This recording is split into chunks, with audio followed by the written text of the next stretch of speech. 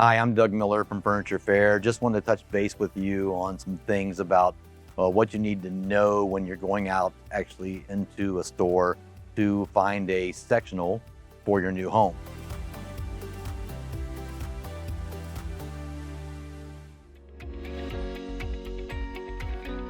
Some of the things that I've learned over the years that you have to worry about, way back when I was a delivery guy on the delivery truck to 30 years in the business actually selling the product, is make sure I tell the consumer what to measure and where to measure. People sometimes do come in with measurements, which is very helpful. So I know down the wall going to the left and down the wall going to the right, how much room are we working with. First place you have to worry about, of course, is once it leaves the back end of a delivery truck, is it actually going to make it through the front door? So I tell people, when I'm actually entering your home, is it wide open, or am I going to run into a wall within three feet?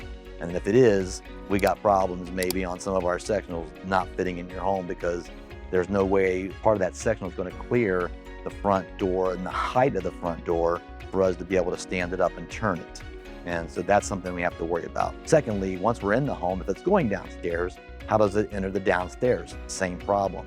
Some basements coming down the hall, is there walls floor to ceiling on both sides? Or is some of it open where a handrail can be removed? The other problem gets to be at the bottom of the stairs. Is it straight out into the room, or do I have another landing and I have to do a 90-degree turn? All these things come into play where you can't get some of your sectionals down the stairs. So I'm going to show you on this sectional right here, if that's okay, a couple things that you have to worry about. Sometimes it comes in one shape only, and that's the thing with sectionals.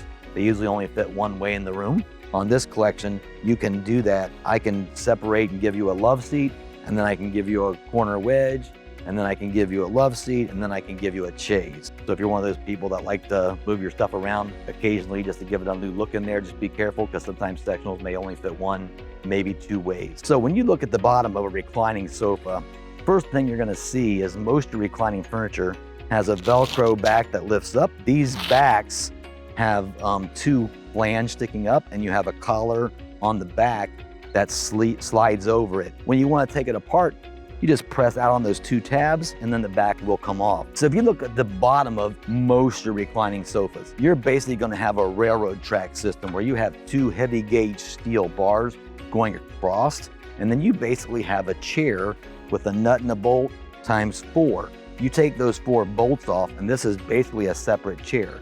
You can take this apart and carry the chair in, carry the back in, and then put your chairs back on the rail system, put your backs back on. This is the same way they assemble it before they ship it from the factory. So you're just basically undoing it and redoing it back the way it was, and nothing's hurt.